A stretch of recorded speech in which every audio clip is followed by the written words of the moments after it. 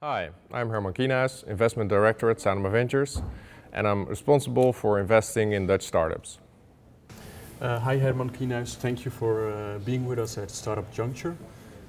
You launched Sanoma Ventures in 2012, just a year ago, and I was wondering how Sanoma became involved in the Dutch startup scene and what's the strategy behind Sanoma Ventures, because Sanoma is one of the biggest publishing companies in Europe.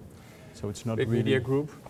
Yeah. So we're part of a Finnish media group. We're a market leader in the Netherlands and Finland, and active in some other European countries. What we thought of was that next to acquisitions and own product development, we could also innovate by connecting to startups.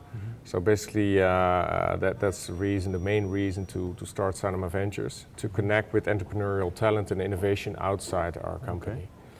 Well, the second reason to do it was that we thought that it's good to sort of create options for future growth when you don't know where the growth is going to be.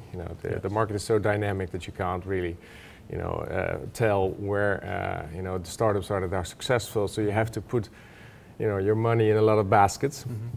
And the third reason that we wanted to do this is that we think we can create value by not only putting in cash, but also using our media reach, our network, and our expertise. Do you really think that you can leverage on the innovative talent of startups right now by investing in startups and working with them together, just like you said before? Well, so concrete examples, well, there's 8 startups that we've invested in now, and that's all quite early, but I think there's quite a lot of promising startups among them, like PeerBuy, which you mentioned, is a very innovative platform for lending to people in the neighborhood. Another one is Scoopy, mobile couponing.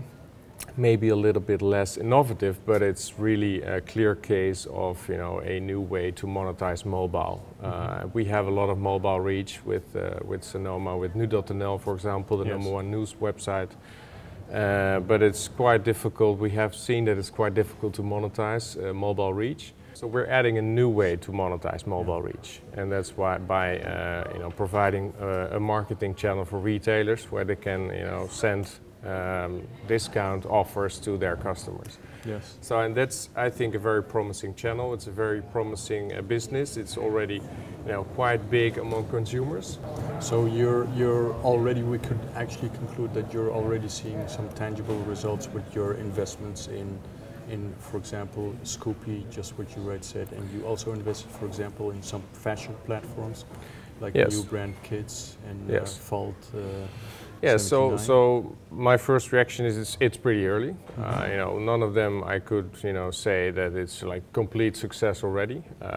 Scoopy is ramping up users, so that's going well.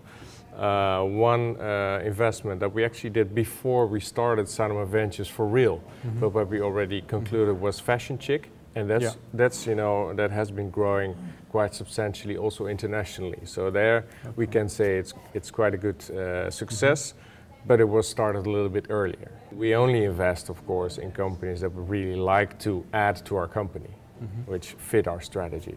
So that is an important criteria. And what other criteria, less obvious criteria maybe, are that you, for example, if a startup, you're interested in a startup and you have had the first and second conversations and meetings, what are the less obvious criteria you use to decide? Well, we are in a way we are a normal investor, so we'll probably also use the normal criteria, like the team with very complementary skills, team and skill sets. Like we love it when a team is a commercial guy, a technical guy, and a UX guy, for example. One other criteria is that we don't invest in ideas and plans, but there should be a product with customers. That's really important because when it's only an idea or a plan, it's really difficult to select, and it's also really difficult to make that step. So when entrepreneurs or little teams have made that first step of launching their first product, getting their first customers, I think then they're already, they're quite far ahead of the other ones which only have a plan or an idea. Yeah.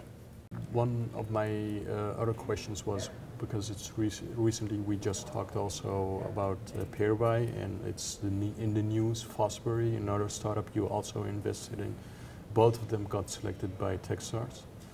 And I was wondering how, were you involved in the decision to become selected or apply for Techstars? Because we like to think that Techstars is following us. But, okay. No, it was a surprise. So Hereby was selected by Techstars London. I think they had good connections there, and it also offers them a new international network. So we thought it was a very good thing to do. And then I think 2 months later, Fosbury applied for Techstars Austin and got selected there. So we think that these programs add a lot of value. Do you have plans for the future to also expand your portfolio, or are you?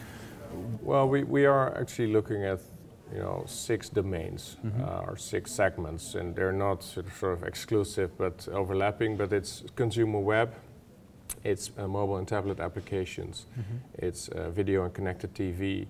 Okay. E-commerce, marketing and advertising services, and e-learning. What are your plans for the future? What can we expect in the coming 2 to 3 years from Sanoma Ventures? Well, so I just started.